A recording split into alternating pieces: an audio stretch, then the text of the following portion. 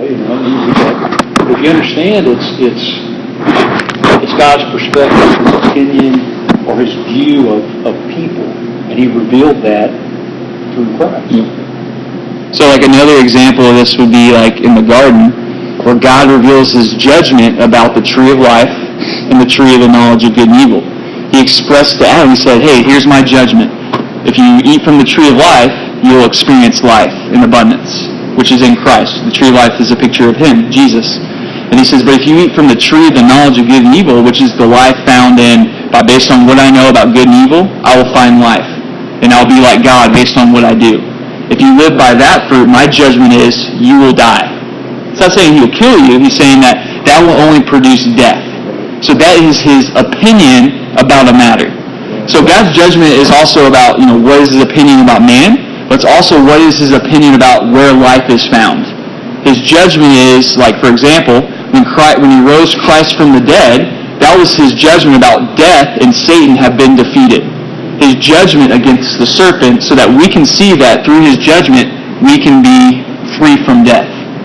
Does that make sense? And then when He rose Christ from the dead into the right hand of the Father, His judgment came to the point where He says, man deserves to be at my right hand. That was His judgment about man, that you now are justified by faith. You have a right to be at my right hand. Join me. That's His judgment, right? So we'll look at more verses to kind of prove that. Let's look at Romans chapter 2. John 9:39? Yeah, was it Crema or Croesus? Oh, it's Croesus. Did you look it up? Yeah, Croesus. You didn't say what that meant, did you? So a lot of times in Scripture, the word Croesus and Crema is describing God's judgment. And it's always like a positive thing, that it comes against all mankind to produce light and to produce a knowledge of what God believes. Now it talks about there is a condemnation that comes through man's judgment, okay, that condemns their heart, and that's the word kreno. Okay, kreno is man's judgment about something. And that, when the Scripture says in John chapter 3, Jesus didn't come to condemn the world, that's the word kreno. Some translations, Jesus didn't come to judge the world. So it's like a negative type judgment that man has put upon his heart, which is when God reveals His judgment, which is, you can find life in my Son. When people love their pride and they love their judgment, their kreno, right? Then they say, I don't want to find life in you or you're in Christ. I want to find life in my money or find life in my obedience and religiosity. That produces a condemnation in their heart that produces death, because only life is found in Jesus. Does that make sense? So that's a kreno type judgment. Okay? Let's look at Romans chapter 2. This is a very popular verse talking about how judgment is like we appear before God, and He kind of shows the display of all your deeds and says, hey, this is what you did, but hey, I forgive you, but you should be happy. Have you heard that view, right, where He shows all your bad things? Okay. So let's get a little context. We talked about it a little bit last week. Romans 1 talks about how He's convincing the Jews that the only way you can have a right to life is through the work of Jesus. Okay, that you can be at His right hand through being persuaded of what Jesus has done for you, which is He was seated at the right hand of the Father. He's our representative. And what has happened is man has suppressed that truth. It said, I don't want to believe that truth. I want to find life through what I do. Right? And it talks about all these things they're finding life in their homosexuality, in their adulterousness, all these different things they're finding life in. And it talks about how God has revealed His wrath or His passion towards man by doing what? Do y'all remember what we talked about last week? How did God reveal His wrath? Do you remember what He does? So it says in Romans 1, His passion was revealed by giving them over to their desire. Right? He says, I will give you over to your desire and hope that you might see that that if you keep on going that direction, it only produces death. There's no life in finding life through your performance and your efforts. That only life is found in the faith of Jesus Christ. So He's talking about that. In Romans 2, verse 1, this is what He says. Therefore, you have no excuse. Everyone who passes judgment, so this is the word kreno. It's the kind of negative type judgment. That's not God's judgment. It's man's judgment about where life is found. Right? For in that which you judge another, you condemn yourself. Isn't that funny? It says you. Who condemns who? condemn. We condemn ourselves. Isn't that kind of interesting? God doesn't. That your judgment, your own judgment condemns yourself. Okay? So keep that in mind. For you... Therefore, there is now no condemnation for those who are in Christ. So usually how that's taught is God doesn't condemn you anymore. Right. But really it's your own heart that does not condemn you anymore. And there's more verses we'll talk about today that prove that. Alright? For you who judge, practice the same thing. Verse 2. And we know that the judgment of God, if you look up this word, okay, I'll look it up just to make sure. It's not the word krino now, it's a different word for judgment. It's the word krima. So it's different, okay? So this is a different type of judgment. It's not the judgment of man, it's the judgment of God. But if we know the judgment of God rightly falls upon those who practice such things. But do you suppose this, O man, when you pass judgment, which is man's judgment, on those who practice such things, you do the same for yourself, that you will escape the judgment of God. So what is he saying here? So it talks about all throughout Scripture, Jesus is talking to the Pharisees. He says, hey, the wrath of God's coming, and the judgment of God is upon you. You know, there's going to be a destruction upon you. And we interpret that as God's going to come and kill all these dudes, right? So how is the judgment of God producing condemnation to their judgment? It reveals to them that through their obedience to the law, there's only death. There's only death. They'll never find life. Right. And God's revealed that to them. So that's how His judgment is upon them. Right. And they're not going to escape that. They can't suppress that truth anymore. Because as Jesus is being revealed, their hearts are condemning themselves and producing death. And they're finding that the thing that I have put my hope in for so long is only killing me. And that's how God's judgment is upon them. So it's not like His judgment is killing them, but their own hearts, through hearing that the judgment they have believed for so long is not true, it's only a lie, it only produces death, starts condemning themselves. And that's Like why... a negative judgment. God's judgment. No, so God's judgment is positive. It's life is found through Him. Life is found through believing in the Son. But they have believed for so long, life is found in what they do in the law. It is negative, in fact. In their perspective. In their perspective. Yeah. If they believe that their righteousness is found in their own obedience, God says, my judgment on that is no. Yeah. Okay?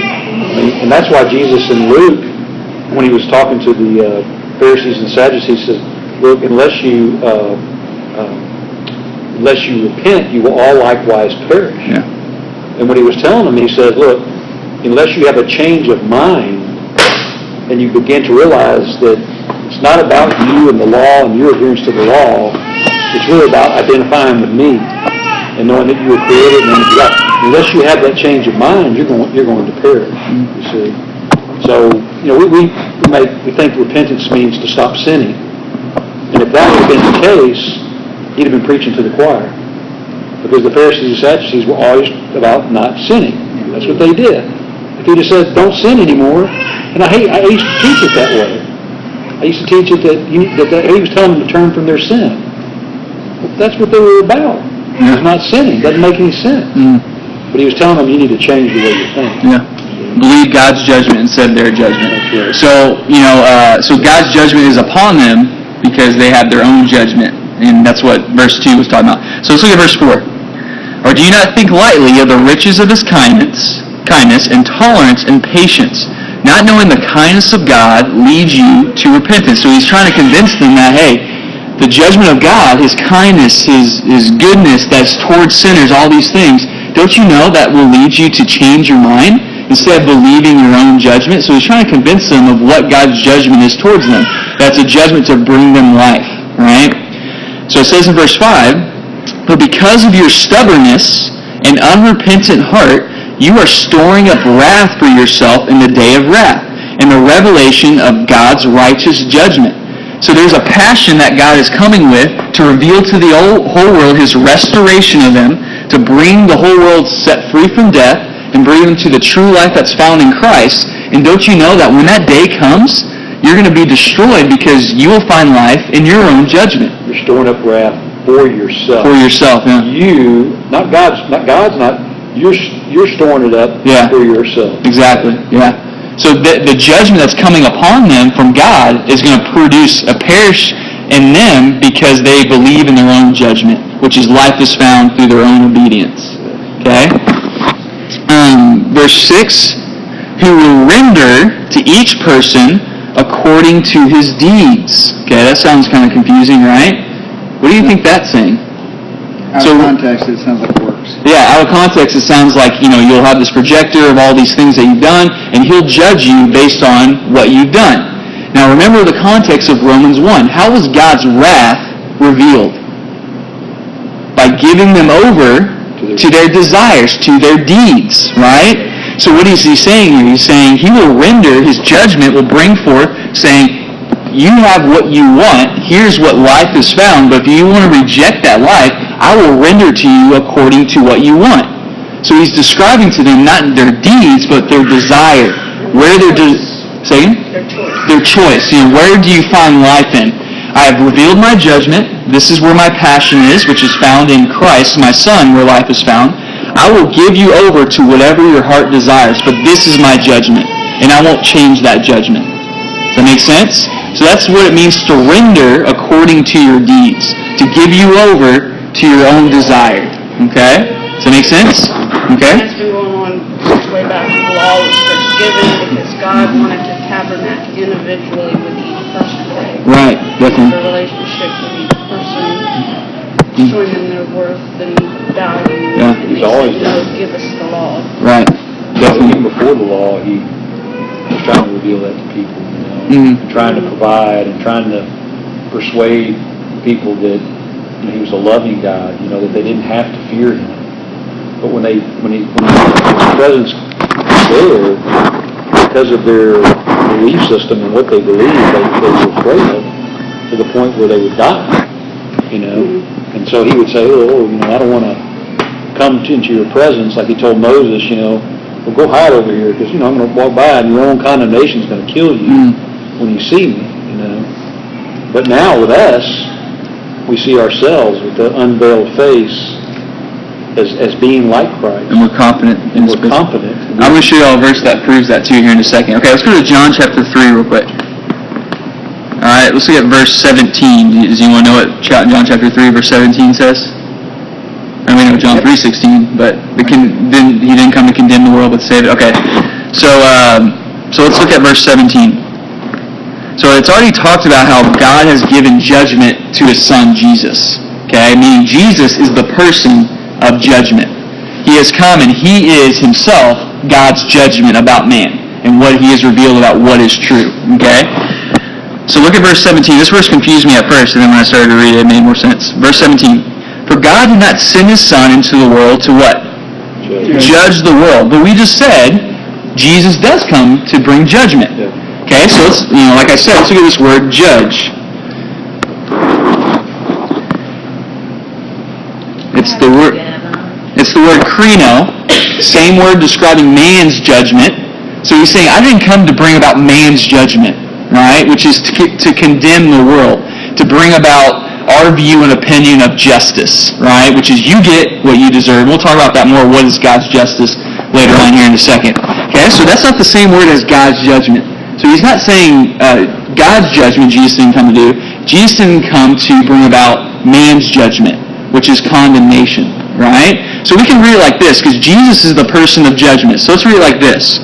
For God did not send the Son or judgment into the world to condemn them. So God did not send judgment into the world to condemn them. So I'm replacing the word Son with judgment, because he's the person of judgment. So God's judgment didn't come to condemn them, but that through the world might be saved through him. He who believes in him is not condemned. Or the word krino, judge, is the word described here, but it's the word condemned, right? Condemned by who? Yeah, we'll talk about all the verses that talk about we condemn ourselves, right? He who does not believe has already been condemned. Isn't that kind of funny? He says they're already condemned. And yet the scripture doesn't say anything about God bringing condemnation yet. He says, I haven't come to condemn the world. So how are they already condemned when he just says he condemns no man? Themselves. They condemn themselves. Yes. It sounds really like, if we believe God's the one condemning them, then he just said a double talk. He just said, I haven't come to the world to condemn anybody. but yet they're already condemned. Isn't that weird? So he's describing that they bring themselves their condemnation through their heart and what they believe, right? Okay? But they're already condemned because they have not believed in the name of the Son of God. Now, verse 19, this is the judgment. He's using a different word now. He's not using the word krino, describing condemnation. He's describing now God's judgment. You see how it can be confusing if you don't see these Greek words? Because he's not using the same word describing judgment. Because it wouldn't make sense, because he just said Jesus judges no man. But then he says this is the judgment. That doesn't make any sense. So it's two different words describing God's judgment and then what man believes is judgment, which is condemnation, right?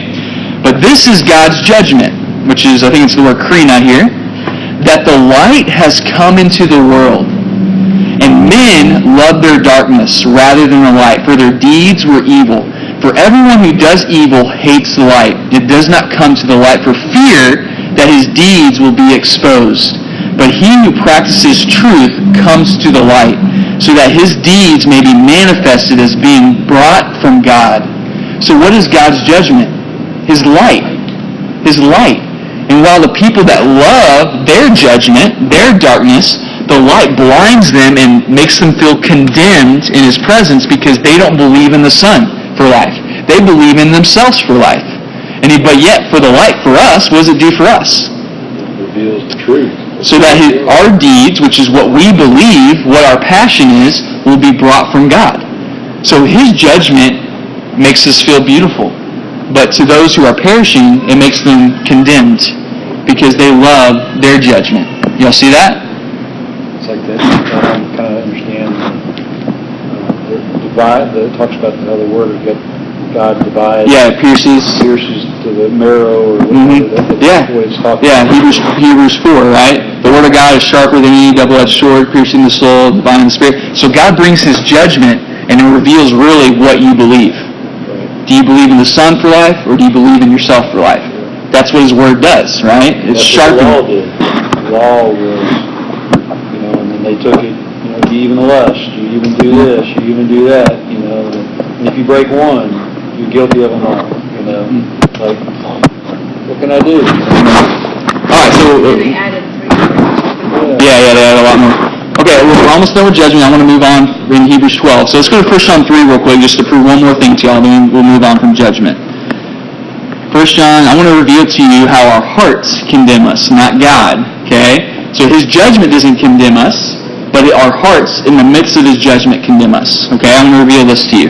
1 John chapter 3, verse 19. We will know by this that we are of the truth, and we'll assure our heart before him.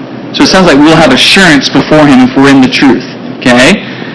And whatever our hearts condemn us, for God is greater than our heart and knows all things. Beloved, if our heart does not condemn us, we have confidence before God. So he just said that if you believe in your own self for life, your heart will condemn yourself in his presence. But God is greater than what your heart believes. He can bring forth life so that in his presence your heart will no longer condemn you.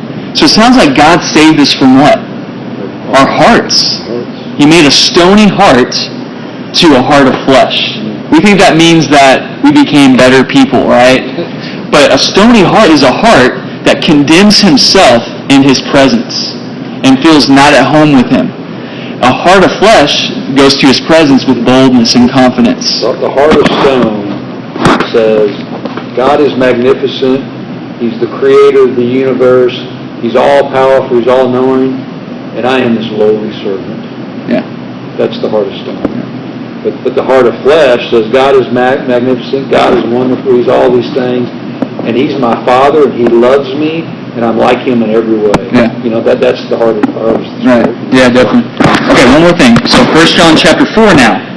Next chapter. So he's talking about this same type of thing about our hearts condemning ourselves. Okay, this is a very popular verse. Let's look at verse 17 of 1 John chapter 4. Okay, this is Joseph Prince, one of his favorite verses. By this love is perfected with us, so that we may have confidence in the day of judgment. confidence when God reveals His judgment. And why is it we have confidence? Because as He is, so are we in this world.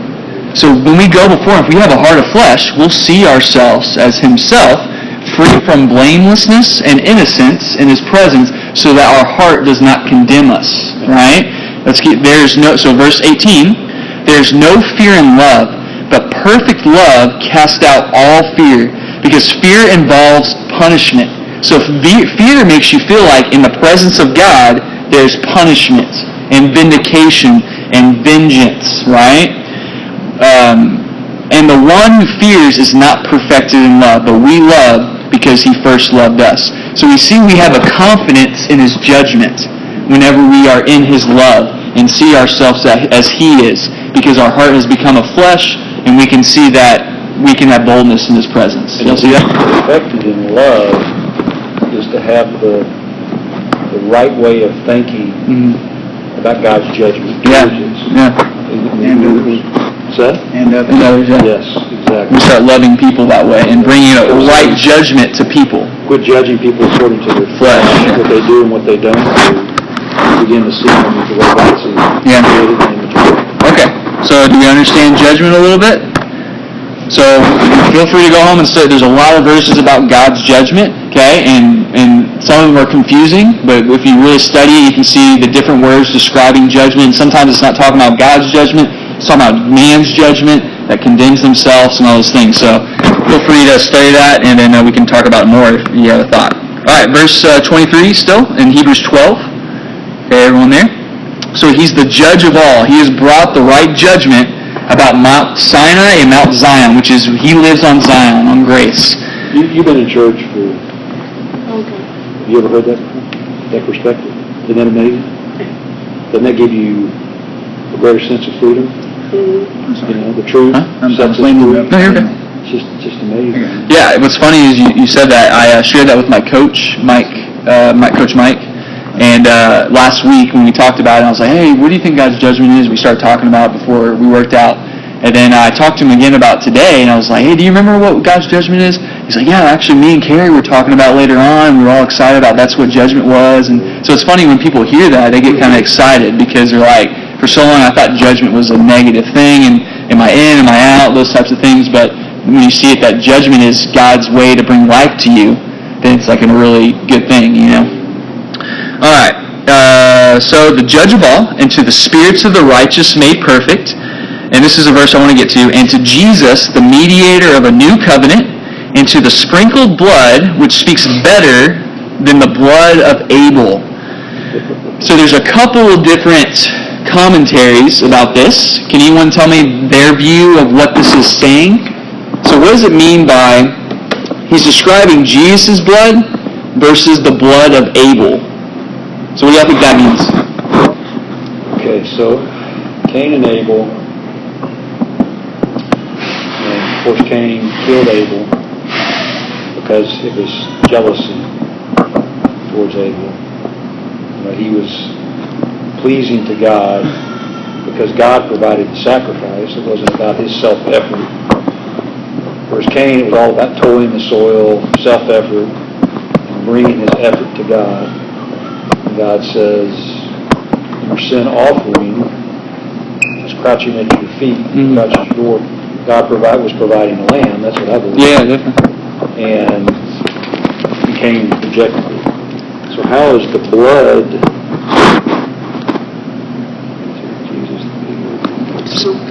Huh? That's complicated. Yeah, a little bit. Jesus' blood speaks better than Abel's blood. Okay, so let me tell y'all two opinions, and y'all can tell me what y'all think is better. Okay?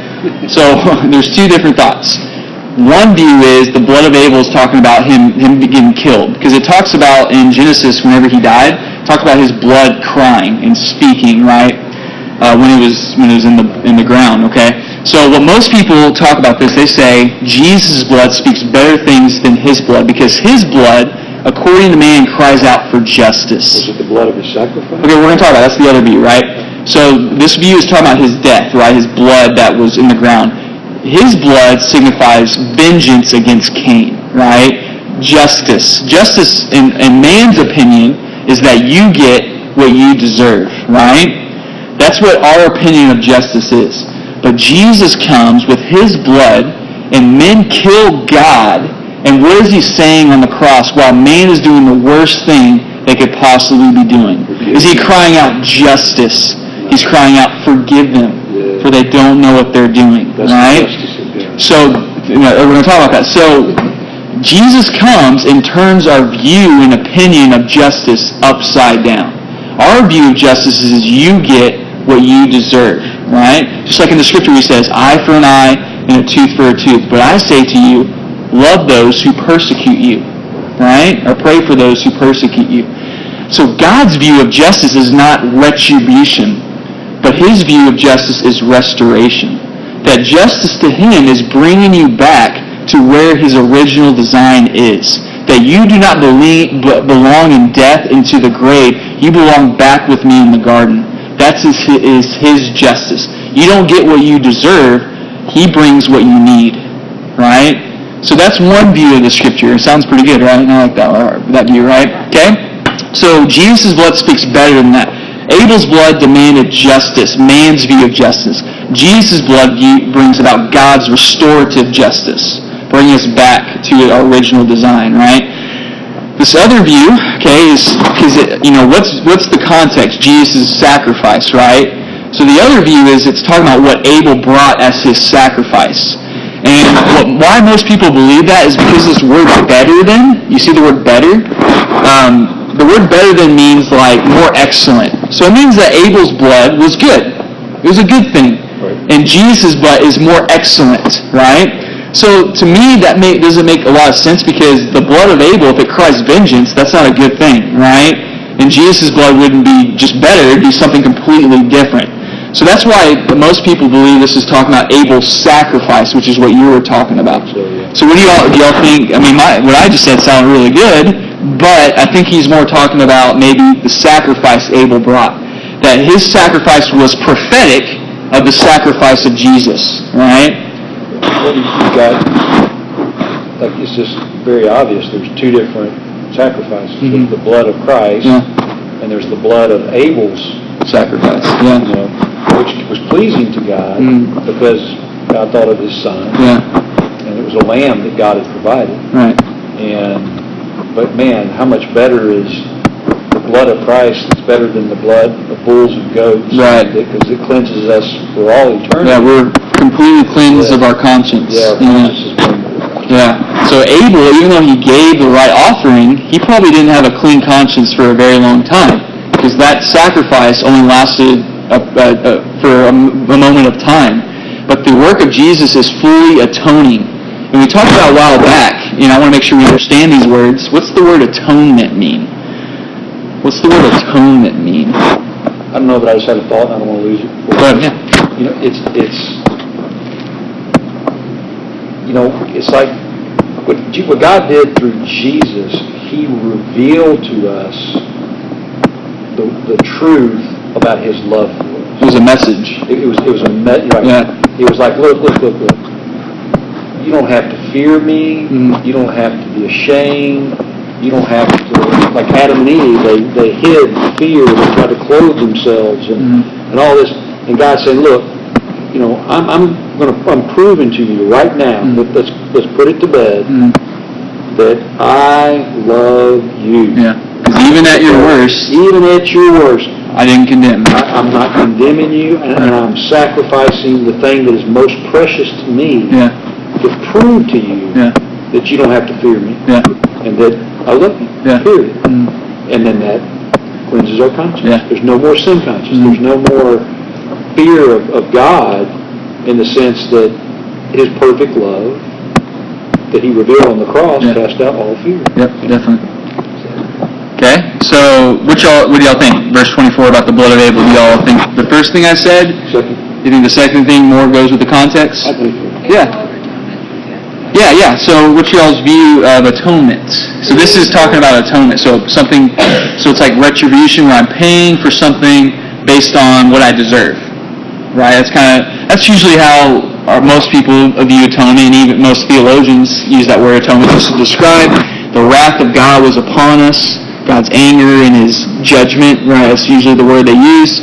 And by Jesus coming to the cross, He absorbs all that. Like like Joseph Prince says like this, He was a lightning rod of all of God's anger. And all of God's anger was drawn to Him, and so that we were atoned for. And no longer do we receive judgment, cursing, condemnation. We receive only life now. Which sounds really good, but then it still has a bad opinion that at first God really didn't like us. And so in the back of our mind we start thinking, well, does he really like me, or is he just like Jesus? You know, that's kind of like what you start thinking. But the word atonement actually means it's not a covering, right? The word atonement means to bring together. It's the word bridge in my mouth. Yeah, bridge. Think of the word at one mint. Atonement. At one mint. So it's to mend together. So the word atonement is actually restorative. It's restoring us back and reconciling us back to the right relationship we were designed for with Him. The right way of thinking. Yeah, so the right view of God and His opinion of us so that we can have an atonement, which is bringing us back to the right relationship. So restoration is a restoration, a correct mindset to the mindset we had before we ate from the tree. Yeah, and I think, I know you might disagree with this, but I also think it's also the restoring the earth from death, disease, corruption, all the things that sin brought. Yeah. But I know, the whole thing about Christ coming back and restoring the earth is kind of an iffy thing. But I also believe, there is a restoration of the earth that's happening. That God is restoring the earth back to Himself, reconciling death, disease, all those things that He is not designed for man to be in. How does that occur? Well, most people think that there's a time He'll come back with His judgment fully revealed. Yeah, for the sons of God. Sons of God, us, to be revealed. So when does it say the sons of God will be revealed? When we see Him as He is. That's right. So most people believe. So most people think that's when Christ comes back, we'll see Him and we'll say, I'm just like Him. We're revealed, and the whole earth becomes glorified, and we become new bodies and all those things. Okay, but that's it's a different thought. All right, so we got 3 more minutes. So I think that's a good interpretation. The blood of Abel is talking about His sacrifice. It's a picture of Christ's sacrifice, right? Verse 25, see to it that you do not refuse Him who is speaking. For if those did not escape when they refused Him who warned them on earth, much less will we escape who turn away from Him who warns from heaven. Okay, it sounds kind of like a scary thing, What's the thing that we will not escape? So if we reject what God is saying about Zion, and that's where He lives, right? And He warned them from Sinai, saying, don't come near me, because with your conscience not cleaned, you will only die in my presence, because you will never feel free with me. But under Zion, I have spoken a word that life can be now found in my Son, and you can come to me with a clean conscience, and be free and blameless and holy with me. If you reject that, what is the thing we will not escape? Your own condemnation. Yeah. So when God comes in His presence and brings His judgment to the earth, right, you will not escape the condemnation of your own heart that will bring forth from believing the lie that the serpent has brought forth in your heart. It's exactly what happened in Sodom and Gomorrah. Yeah. So God brought His judgment saying life is found not in, the lifestyle of Sodom and Gomorrah, right? He comes to bring that judgment through His glory, but yet, it killed them, it destroyed them because they loved that life. They loved their life. They didn't want to give up that life in order to find that God was the bringer forth of life, right? So, but it wasn't His intention.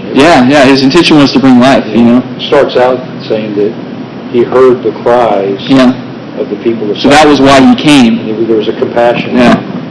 But their own condemnation killed when He appeared as a consuming fire. Yeah. That consumed them. In the presence of God, it consumed them because of their own view of themselves. All right. So you will not escape that condemnation that comes from your heart. Verse 26, and His voice shook the earth then, but now He has promised, saying, yet once more, He's quoting Haggai, and he's commentating what Haggai is saying, Yet once more I will shake not only the earth, but also the heaven. So Haggai talks about that God will shake the earth and the heaven. So we don't have to interpret it because he's about to say what that means. So let's see what he means in Haggai. Heaven and earth? He's going to talk about that? Yeah, he says, this expression, yet once more, denotes the removing of those things which can be shaken, like created things, so that those things which cannot be shaken may remain. So according to the context, what is the thing that can be shaken, and what is the thing that cannot be shaken? What can be shaken is the law. What Yeah. can be shaken is the belief system that God views us from the perspective of what we do and what we don't do. Right. That can be shaken. Yeah. But the belief, So man's belief system. the man's belief system Yeah. can be shaken. Yeah. That's earth. Yeah. Okay? Mm-hmm. And that's what God in Revelation talks about. Yeah. I will destroy the earth. Yeah. That mindset. 2 Peter 3 talks about refining it by fire. Right. Yeah. It's not the literal earth. Yeah. You know. Yeah, a lot of people believe God's going to destroy the earth. That's a good thought. But I think he might be talking more about the system that the earth represents, which is what man believes, right? And so when it says, yet once more, he's talking about how God will destroy through his judgment what man has believed for so long that was killing them, which is Mount Sinai. Well, that's a picture of Mount Sinai. Sinai was brought forth to bring forth death, to show y'all that life cannot be found in the system. And that's why he's shaking that belief. He's destroying that belief with his judgment, with his word. And then he says, so that the things that cannot be shaken may remain. So what's that? That's the grace. The gospel, God's opinion, his truth, his opinion, his judgment, right? All the things that Christ has revealed that brings us the right to life, right? So those are the things that cannot be shaken. Most people, when they interpret this verse, they kind of take it out of context. They think it's talking about like God destroying the earth and bringing the heaven on earth and all those things. There's some truth to that, but this is not the context of this verse, right? Because he hasn't been talking anything about that. He's been talking about Sinai and Zion, right? Therefore, verse 28, since we have received a kingdom which cannot be shaken, let us show gratitude, by which we may offer to God an acceptable service with reverence and awe. You'll see that, let us show gratitude. Okay, the word is echo, and charis. Do y'all know what charis is? Grace. So he's saying, let us echo grace. Let us bring forth grace. Now that we know that God is a God of grace, that he's been on Zion for all eternity, that his goal is for us to be in Christ, to live life in him, let us echo that to the entire world in that message and bring about God's judgment, right? By which we may offer to God an acceptable service with reverence and awe. The word acceptable service means a well-pleasing service. So what is well-pleasing to God in this context? You just said it, right? When we're totally dependent on his grace. Yeah, when we echo grace. Yeah, we bring forth his grace to the world, his judgment about where life is found. That stop trying to find life through what you do or you don't do, or through religion, all those things. We can set people free from that, and that well pleases the Father. We for so long thought what pleased God was our righteousness through performance and things like that, not sinning, all those things. But really, that's a fruit of really what pleases God, which is echoing his gospel. Right? Did you record this tonight? Yes. Okay. So that's the acceptable service with reverence and awe. Do I have to go over reverence and awe? We know what that is, right? That's just with joy and excitement, with life, with fear and trembling, right? Fear and trembling is full of adoration and amazement of what God has done, right? Through his judgment and through his word. For our God is a consuming fire. What is that saying in this context? Hallelujah. Yeah, Consuming fire? Yeah. For our God is a consuming fire. Well, it's like Sodom and Gomorrah. Yeah. Okay. So it is kind of a warning. It is a warning. It's kind of a warning, right? It's a warning, but God is a consuming fire for those that have God's opinion or judgment. Yeah. of man, that man is created in his image, that fire, when that fire appears, it's a good thing. Yeah. It doesn't consume us. It doesn't consume It us. refines us. It Makes us reveal our gold. That's right. You know, That's who right. we really are. But to those that are perishing, His fire consumes them, right? And the Mirror Bible actually says, "For our God is jealous." So, God has made only one way of life, and that's through Himself and His Son. And that's His judgment. He's not going to be persuaded to say life can also be found by your works. He's made one judgment, and He's not going to change that. And He's jealous about that judgment, and He won't change it. Because He loves us. Because He loves us. He knows that's the true way of life. And He's not going to be persuaded that life can also be found in other ways. And so He's that consuming, jealous fire that, hey, this is the way of life. I'm jealous for you. I want you to come because I don't want you to perish. I don't want your heart to condemn you in my presence. I want you to feel at home with me. Well, I gotta make, because He is so jealous for me and loves me so much. I am consumed by that love. Right. So maybe, I wonder what, let's go in on this. It doesn't mean consumed. Yeah, I wonder what the word consuming is. It's all-consuming. When I'm in quiet time and just, being intimate with God. See, because to you, that consuming fire is a good thing. Yeah. Because He loves you no matter what. Yeah. Because you're a child, you're created in His image. Even when you make a mistake, it's like He holds no record of your wrong. You don't have to fear Him, But to those that are under the law, they have a Medea mindset that God's going to come by and slap them upside the head, as a form of punishment if they do something wrong, So to them, that consuming fire is, ooh, my gosh, it's going to burn me up. All right. Yeah, consumed. Yeah,